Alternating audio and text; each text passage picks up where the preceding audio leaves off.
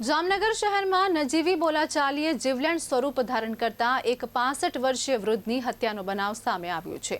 સરુ section road ઉપર આવેલી પિયોનિકા સોસાયટીમાં પાડોશી યુવકે જ ઘરમાં ઘૂસી છરીના આડેધડ ઘા ઝીંકી વૃદ્ધની હત્યા કરી હોવાનું પોલીસ તપાસમાં સામે આવ્યું।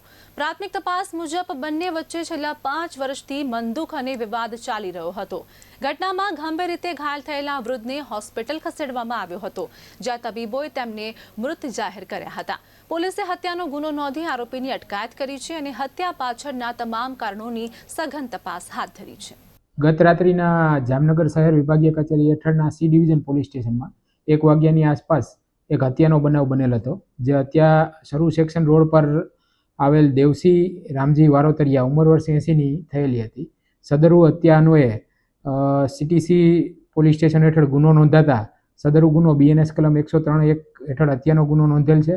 એ ઉપરાંત જીપી એક્ટ 135(1) એક્ટ હેઠળ પણ ગુનો નોંધવામાં આવેલો છે। ત્યારબાદ પોલીસ તુરંત એક્શનમાં આવી અને આરોપી સાગર મેરખી વસરા રહે ફિનોલિસ સોસાયટીવાળાને અટક કરેલ છે અને એને હાલ એ સારવાર હેઠળ હોય।